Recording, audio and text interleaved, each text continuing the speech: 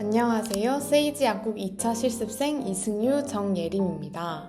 이번 주와 다음 주에 걸쳐 피부 재생 연고의 대표 성분인 PDRN과 EGFA 기전, 임상적 활용, 그리고 이를 함유한 일반 의약품과 기능성 화장품의 차이에 대해 비교해 보겠습니다.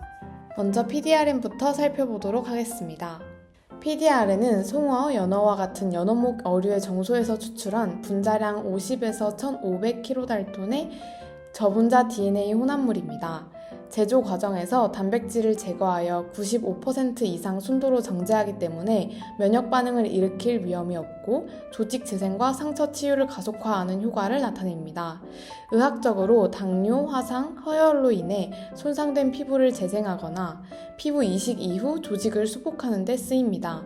주사제 제형의 전문 의약품으로 PDRN 플라센틱스가 있습니다. 또한 안구의 각막과 결막에 생긴 미세 손상을 회복하고 영양을 공급해주는 목적으로 일반 의약품 전만제에도 포함되어 있습니다.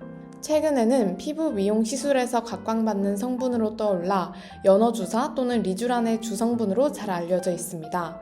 미용 목적으로는 주름 감소, 피부 질감과 탄력 개선, 수분 공급, 색소 침착 개선, 여성형 탈모증 치료에 쓰입니다.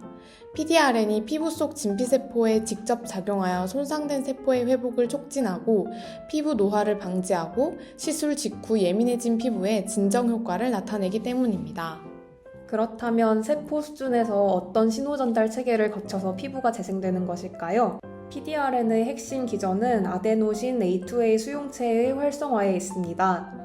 A2A 수용체가 활성화되면 항염증성 사이토카인은 증가하고 염증성 사이토카인은 억제되면서 염증을 억제하고 혈관 형성과 세포 성장을 촉진하는 효과를 발휘합니다.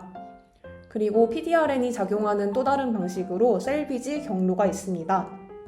이 경로를 통해서 세포는 새로운 DNA를 합성하는 대신 PDRN이 제공하는 핵산 조각을 즉각적으로 활용함으로써 에너지를 절약하면서도 빠르게 세포를 증식시키게 됩니다. 이러한 신호 전달 경로를 통해서 PDRN은 효과적으로 피부 세포를 재생하고 흉터 형성을 억제합니다. 그러나 PDRN은 핵산 구조 특성상 음전하를 띠고 피부 장벽을 투과하기에는 큰 분자량 때문에 실질적으로 흡수되는 양이 적다는 한계를 지닙니다. 그렇다면 피부 위에 크림이나 겔을 바르는 것으로 PDRN이 과연 유의미한 효과를 나타낼 수 있을지 궁금하시죠? 사실 그동안 PDRN의 임상적인 효능을 입증한 논문들은 거의 대부분이 피부 내 주사 방식으로 얻어진 데이터를 기반으로 하거나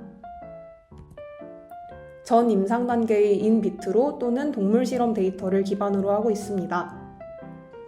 국소도포제 제형을 이용한 소수의 연구 논문들은 주사제와 비교했을 때 효과가 그리 강력하지 않다는 결론을 제시합니다. 그렇다고 해서 PDRN이 반드시 주사로 주입되어야만 효과가 있다는 것은 아닙니다. 겔, 크림 같은 국소도포제 형태의 양리학적 활성을 대조군과 비교하면 유효한 치료 효과를 보입니다. 더불어서 PDRN의 함량을 높이거나 최신 나노 입자, DDS 기술 등을 접목할 경우 PDRN의 전달 효율을 높여 주사 시술에 상응하는 피부 재생 효과를 기대할 수 있을 것이라는 긍정적인 전망을 제시하는 논문들을 찾아볼 수 있었습니다. 피부 내로 PDRN을 직접 주사로 주입하는 방식은 피부 재생 효과가 가장 클지라도 통증, 부종, 멍과 같은 부작용이 발생할 수 있습니다. 따라서 주사를 대체할 비침습적인 전달 기술의 수요가 높고 연구와 개발도 지속될 것으로 기대합니다. 그렇다면 현재 시중에 유통되고 있는 PDRN 크림과 연고를 어떻게 사용해야 PDRN의 흡수율을 최대한 끌어올릴 수 있을까요? 현재로서 가장 효과적인 방법은 국소도포제를 피부과 시술과 병행해서 사용하는 것입니다. 특히 레이저 시술이나 마이크로 니들링 후에 PDRN을 바르면 시술로 인해 피부에 형성된 미세한 통로를 통해 PDRN의 흡수율이 높아지고 피부 결 개선과 수분 공급 효과가 극대화됩니다.